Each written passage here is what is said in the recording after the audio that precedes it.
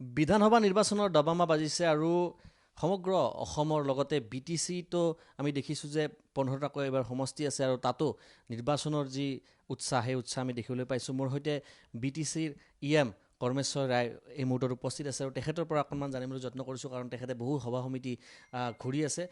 কেনেকুৱা পৰিৱেশটো দেখিছে বি টি চিত এইবাৰ নিৰ্বাচনক লৈ পেলাই ৰণদন্দুবি বাজি আছে আৰু আমি দেখিছোঁ সভা সমিতিত আপুনিও খুব সক্ৰিয়ভাৱে লাগি আছে। গোটেই পৰিৱেশটো 15টা সমষ্টি আছে, তাত এন ডি এ হিচাপে এইবাৰ অৱতীৰ্ণ হৈছে। কেনেকুৱা পৰিৱেশটো কেনেকুৱা দেখিছে প্ৰতিটো সমষ্টিত?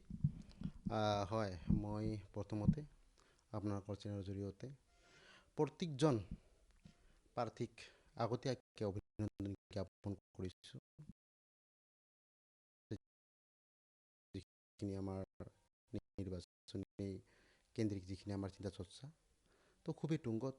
আৰু চাওক, এইবাৰ অলপ বি টি চি যি ৰাজনীতি কিছু পৰিৱৰ্তনৰ ফালে গতি কৰিছে আৰু ইয়াত প্ৰত্যেকজন ব্যক্তিয়ে, প্ৰত্যেকজন মানুহে, প্ৰতিটো জনগোষ্ঠীয়ে খুব আনন্দ মনেৰে, খুব উৎসাহেৰে এই নিৰ্বাচনটো উপভোগ কৰিব আৰু আমাৰ এন ডি এ প্ৰত্যেকজন প্ৰাৰ্থীক তেওঁলোকৰ মূল্যৱান ভোট প্ৰদান কৰি বিপুল ভোটত জয়যুক্ত কৰিব। আৰু পৰিৱেশটো খুবেই ভাল, ৰাইজৰ পূৰ্ণ সমৰ্থন আমি পাইছোঁ আৰু ৰাইজ বহুত আগ্ৰহী। আমি ৰাইজক মাতিব নালাগে, আমি গ'লে ৰাইজ নিজে নিজে আহি যায়। এইটো আমাৰ কাৰণে শুভ লক্ষণ। আমি দেখিছোঁ যে এইবাৰ যুৱ প্ৰজন্মক বি পি এফ দলে প্ৰাধান্য দিছে। তাৰ সমান্তৰালকৈ আপোনাৰ বি জে পিৰ তৰফৰ পৰাও আপোনাৰ 4টা সমষ্টিত তেখেতসকলৰ প্ৰাৰ্থী আছে। বাওসিংগুৰি সমষ্টিত আপোনাক আমি দেখিছোঁ যে বাওসিংগুৰি সমষ্টিতো এইবাৰ আপুনি খুব সক্ৰিয়ভাৱে লাগি আছে। বিশেষকৈ বাওসিংগুৰি সমষ্টিতে আপোনাক আমি দেখি আছোঁ নিৰ্বাচনী প্ৰচাৰ আপুনি অংশগ্ৰহণ কৰি আছে। তাত ৰূপম ৰায়ক প্ৰাৰ্থিত্ব দিছে। কেনেকুৱা দেখিছে জনগাঁথনি? আপোনাৰ কিছু কথা ওলাইছে আৰু ইউ পি পি এলৰ তৰফৰ পৰাও কৈ আছে যে তেখেতসকলেও কৈছে যে আমি এইবাৰ বি পি এফক এইবাৰ প্ৰত্যাহ্বান জনাম, এই ধৰণৰ কথা কৈ আছে। ইউ পি পি এলৰ পৰিৱেশবিলাক কেনেকুৱা দেখি আছে? হয়, চাওক, প্ৰথমতে আমাৰ যি বি টি চি প্ৰধান শ্ৰদ্ধাৰ হাগ্ৰামী মহিলা ছাৰে যি যুৱ প্ৰজন্মক যি এটা অপৰচুনিটি দিছে বা যুৱ প্ৰজন্মক ৰাজনৈতিকভাৱে আগবঢ়াবৰ কাৰণে যি এটা সুবিধা প্ৰদান কৰি আমাক যুৱ প্ৰাৰ্থিত্ব প্ৰদান কৰিছে, এই ক্ষেত্ৰত আমি হাগ্ৰামী মহিলা ছাৰক ধন্যবাদ দিবই লাগিব। অকল আমাৰ বি টি চিতে নহয়, বিভিন্ন জেগাত এইবাৰ যুৱ প্ৰজন্মক আগস্থান দিয়া হৈছে। এইটো আমাৰ কাৰণে খুব শুভ লক্ষণ। আৰু চাওক, বি টি চিৰ হয়, যিহেতু এইবাৰ এন ডি এ হিচাপে আমি অৱতীৰ্ণ হৈছোঁ আৰু যিখিনি আমাৰ বিৰোধী শক্তি হওক বা বিৰোধী দল হওক, এইবাৰ কোনো ধৰণৰ বিৰোধী শক্তি কোনো কামত নাহে। ৰাইজে গম পাইছে আৰু ৰাইজে ইতিমধ্যে সিদ্ধান্ত গ্ৰহণ কৰিছে। এইবাৰ এন ডি এৰ প্ৰাৰ্থীক ৰাইজে ভোট প্ৰদান কৰিব আৰু কিছু পৰিৱৰ্তনৰ কাৰণে আমাৰ যুৱচামেই হওক বা সমাজখনকে ঠিক কৰাৰ কাৰণে হওক, আমাৰ এইবাৰ এন ডি এক পূৰ্ণ সমৰ্থন দি বি টি চিৰ যি 15টা ছিট আমি সুন্দৰভাৱে পাৰ কৰাই লৈ যাব পাৰিম।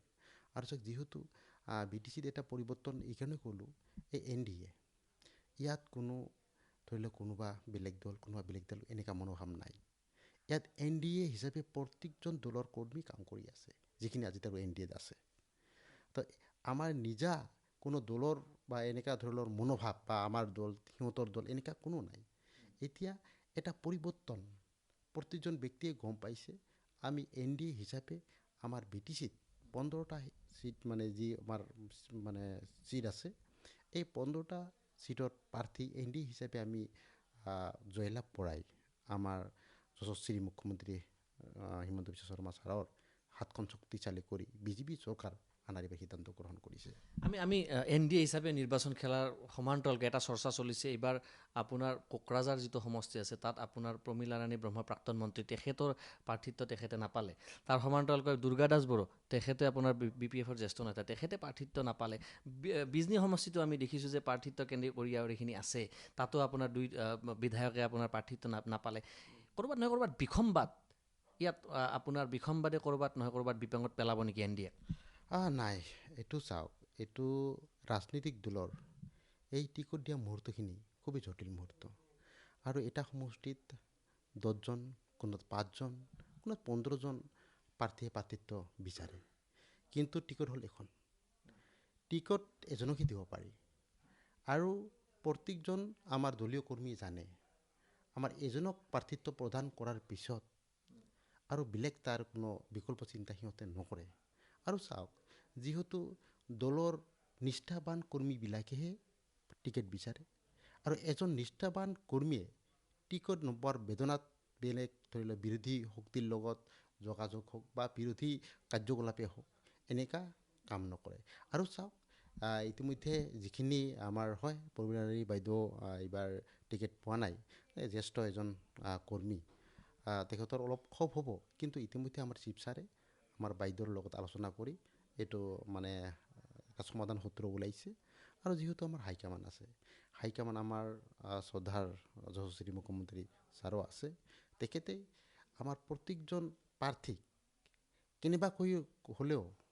কোনোবা জাগাত উপস্থাপন কৰি মানে সিহঁতৰ প্ৰাপ্যখিনি সিহঁত মানে ছাৰে দিব আৰু এইখিনি পৰিকল্পনা আমাৰ CM ছাৰৰো আছে আমাৰ আগ্ৰা মহিলাৰ ছাৰো আছে এয়া আছিলে অকণমান ৰাজনৈতিক কথা পাতিবলৈ যত্ন কৰিছিলোঁ EM কৰ্মেশ্বৰ আৰু আয়ুষ আৰু মই তেখেতৰ সৈতে কথা পাতি আছিলোঁ